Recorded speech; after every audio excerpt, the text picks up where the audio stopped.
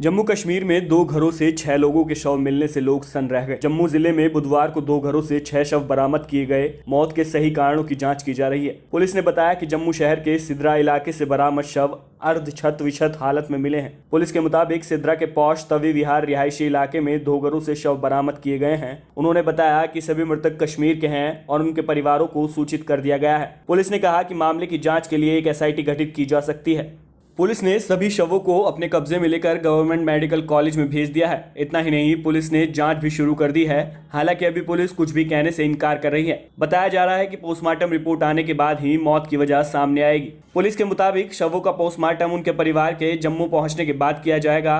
शवों की पहचान सकीना बेगम और उनकी बेटी नसीमा, रुबीना बानो, जफर अली, नूरुल हबीब और सज्जाद अहमद के रूप में हुई है।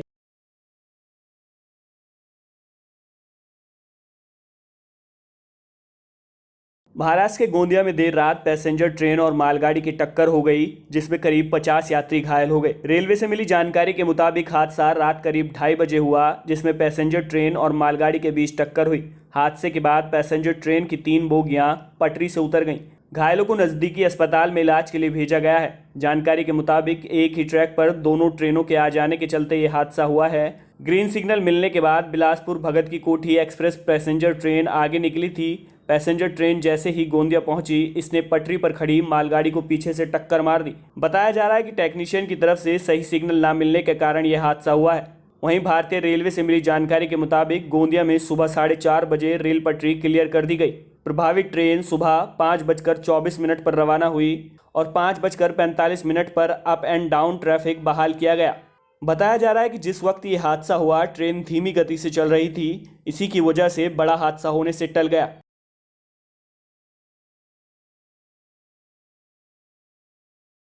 नोएडा में ट्विन टावर को गिराने की तैयारियों को अंतिम रूप दिया जा रहा है। 25 अगस्त को फुल रिहर्सल होगी और 28 अगस्त को ब्लास्ट कर बिल्डिंग को गिराया जाएगा। इन दोनों दिन 6 घंटे तक नोएडा और ग्रेटर नोएडा एक्सप्रेसवे बंद रहेगा। ब्लास्ट के तय समय से 3 घंटे पहले और 3 घंटे बाद तक एक्सप्रेसवे के करीब 15 किलोमीटर लंबे दायरे में वाहनों की आवाजाही पर पूरी तरह से रोक लगा दी जाएगी। मुख्य मार्ग के अलावा एक्सप्रेसवे के दोनों सर्विस रोड समेत उससे जुड़े सेक्टरों के अंदर और अंदरूनी सड़कों पर भी वाहन चलने पर रोक होगी।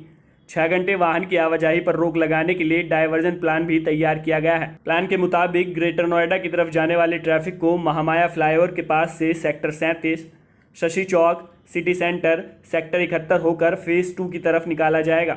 इसी तरह से परी चौक की तरफ से आने वाले ट्रैफिक को JP अस्पताल से पहले लेफ्ट लेकर बांध मार्ग पर डाइवर्ट किया जाएगा। इसके अलावा NSEZ से एल्डिगो चौक और सेक्टर 108 जाने के लिए एल्डिगो चौक से पंचशील अंडरपास की ओर जाना होगा। वहीं NSEZ सेक्टर 83 से सेक्टर 92 चौक और श्रमिक कुंज जाने के लिए एल्डिगो चौक से पंचशील अंडरपास की तरफ जाना होगा। वहीं सेक्टर 93 श्रमिक कुंज चौक से सेक्टर 82 जाने के लिए श्रमिक कुंज चौक से गेजा तिराहे की ओर ट्रैफिक डाइवर्ट किया जाएगा। इसके अलावा सेक्टर 105 हाजीपुर, सेक्टर 108 से एल्डिगो चौक होकर सेक्टर 83 फेज 2 NSEZ जाने वालों को सेक्टर 105 और 108 चौक से गेजा तिराहे या नोएडा एक्सप्रेसवे की ओर भेजा जाएगा। वहीं सेक्टर 82 श्रमिक कुंज से फरीदाबाद फ्लाईओवर का उपयोग कर सेक्टर 132 जाने वाले वाहनों को शगुन चौक से सेक्टर 108 की तरफ डाइवर्ट किया जाएगा। दरअसल सुप्रीम कोर्ट ने सुपरटेक लिमिटेड को आवंटित ग्रुप हाउसिंग भूखंड पर बने अवैध टावर संख्या T16 और T17 को ध्वस्त करने का आदेश दिया है।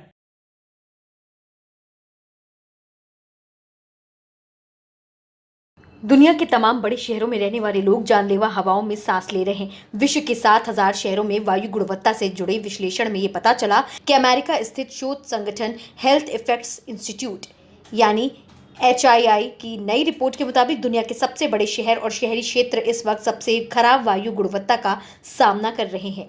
AHI के state of global air initiative की तरफ से जारी air quality and health in cities नाम की ये नई रिपोर्ट दुनिया भर के 7,000 से अधिक शहरों के लिए वायु प्रदूषण और वैश्विक स्वास्थ्य प्रभावों का ब्यौरा देती है। इनमें से 2 सबसे हानिकारक प्रदूषणों फाइन पार्टिकुलेट मैटर PM 2.5 और नाइट्रोजन डाइऑक्साइड NO2 पर ध्यान केंद्रित किया गया है।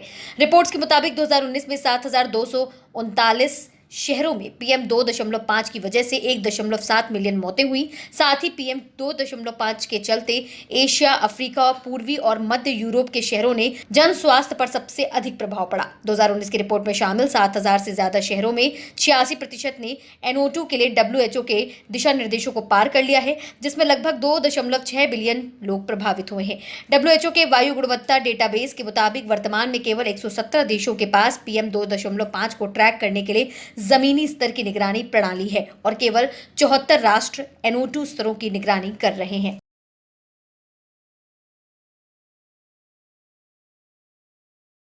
उत्तर प्रदेश की राजधानी में कारोबारी का अपहरण कर 1.3 करोड़ के बिटकॉइन जबरन अपने खाते में ट्रांसफर कराने के मामले में पुलिस को सफलता हाथ लगी है।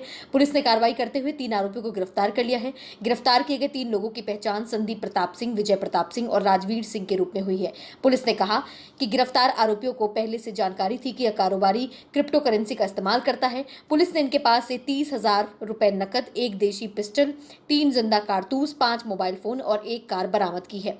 पुलिस के मुताबिक तीनों ने कालिंदी पार्क के पास इंद्रप्रस्थ ग्रैंड के कारोबारी अर्जुन भार्गव को 7 अगस्त को बाराबंकी में प्लॉट दिखाने के बहाने अगवा किया था। उन्होंने कारोबारी को एक घर में बंधक बनाया और उसकी पिटाई की और बिटकॉइन वॉलेट से आरोपियों ने अपने बिटकॉइन अकाउंट में 1.3 करोड़ रुपए ट्रांसफर किए। फिलहाल पुलिस मामले में आगे की कार्रवाई कर रही है।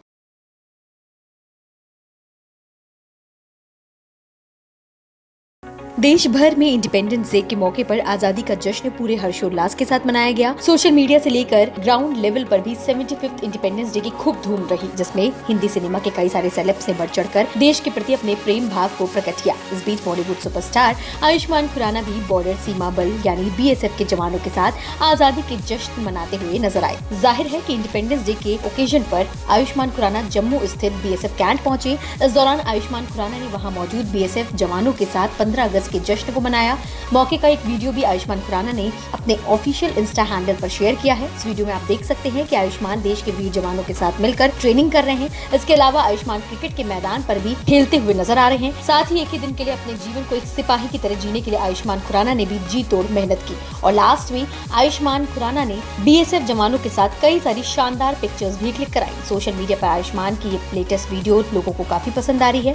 फैंस आयुष्मान की इस वीडियो पर जमकर लाइक और कमेंट्स कर रहे हैं।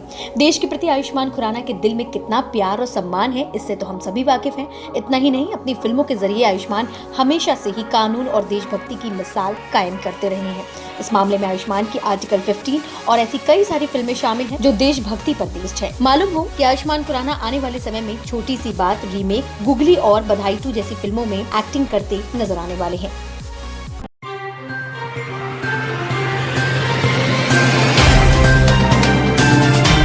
Subscribe now and press the bell icon. Never miss an update.